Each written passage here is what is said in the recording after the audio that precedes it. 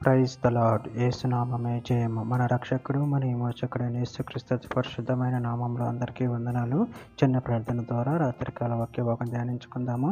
పరిశుద్ధుడ మహాగణుడైన దేవ యేసయ్య, సర్వాధికారినైన మీకే వేలాది వందనములు, కృతజ్ఞత స్తోత్రం చెల్లించుకుంటున్న దేవ రాత్రికాల సమయంలో ప్రభు వాక్య భాగం ధ్యానిస్తుండగా వాక్య భాగం మాకు అర్థమవుటకు సహాయం చేసి మీ కృపలో బలపరిచి మీకు మాదిరిగా మమ్మల్ని నడిపించి మీ చిత్తమును మా జీవితంలో జరిగించమని ఈ చిన్న ప్రార్థన యేసునామములో అడిగి వేడుకుంటున్నాను తండ్రి. Amen amen. రోమీయులకు రాసిన పత్రిక 7వ అధ్యాయం 12వ వచనము. కాబట్టి ధర్మశాస్త్రం పరిశుద్ధమైనది, ఆజ్ఞ కూడా పరిశుద్ధమైనది, నీతి గలది, ఉత్తమమైనదనై ఉన్నది. ఆమెన్. దేవుని వాక్య భాగం దీవించును గాక. ప్రభునందు ప్రియులారా, ఇక్కడ వాక్య భాగంలో గమనించినట్లయితే, కాబట్టి ధర్మశాస్త్రం పరిశుద్ధమైనది, ఆజ్ఞ కూడా పరిశుద్ధమైనది, నీతి గలది, ఉత్తమమైనదినై ఉన్నది. అదేవిధంగా వాక్య భాగాలు గమనించినట్లయితే యోహాను రాసిన మొదటి పత్రిక 5వ అధ్యాయం 3వ వచనంలో, మనం ఆయన ఆజ్ఞలను గైకొనుటే దేవుని ప్రేమించుట, ఆయన ఆజ్ఞలు భారమైనవి కావు.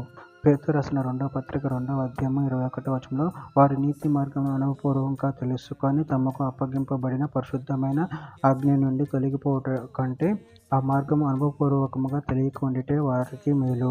యాకోబు రాసిన పత్రిక 1వ అధ్యాయం 25వ వచనం. అయితే స్వాతంత్రం నిత్య సంపూర్ణమైన నియమములు తేరి చూచి నిలకడగా ఉండువాడెవడో వాడు వీటిని మర్చివాడు కాక క్రియను చేయువాడై ఉండి తన క్రియలలో ధన్యుడగును. హోషేయ గ్రంథం 14వ అధ్యాయం 9వ వచనం.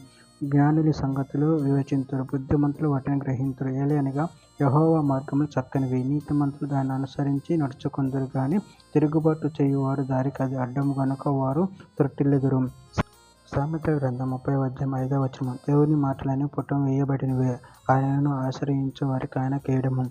కీర్తనల గ్రంథం 33వ అధ్యాయం 4వ వచనం. యెహోవా వాక్యం యథార్థమైనది, ఆయన చేయనిదంతయు నమ్మకమైనది. కీర్తనల గ్రంథం 19వ అధ్యాయం 8వ వచనం. యెహోవా ఉపదేశములు నిర్దోషమైనవి, అవి హృదయమును సంతోషపరచును. యెహోవా ఏర్పరచిన ధర్మము నిర్మలమైనది, అది కనులకు వెలిగిచ్చును. రోమీయులకు రాసిన పత్రిక 12వ అధ్యాయం 2వ వచనము. మీరు ఈ లోక మర్యాదను అనుసరింపక ఉత్తమమును అనుకూలమును సంపూర్ణమైన దేవుని చిత్తం మీద పరీక్షించి తెలుసుకున్నట్లు మీ మనసు మారి నూతన మకుట వలన రూపాంతరము పొందుడి. చివరిగా ఒక మాట. రోమీయులకు రాసిన పత్రిక 3వ అధ్యాయం 31వ వచనం. విశ్వాసం ద్వారా ధర్మశాస్త్రం నిరర్ధకం చేయుచున్నామా? అట్లనరాదు, ధర్మశాస్త్రమును స్థిరపరచుచున్నాము. ఆమె. దేవుడి వాక్య భాగం దీవించి గాక. చిన్న ప్రార్థన చేసుకుందాము.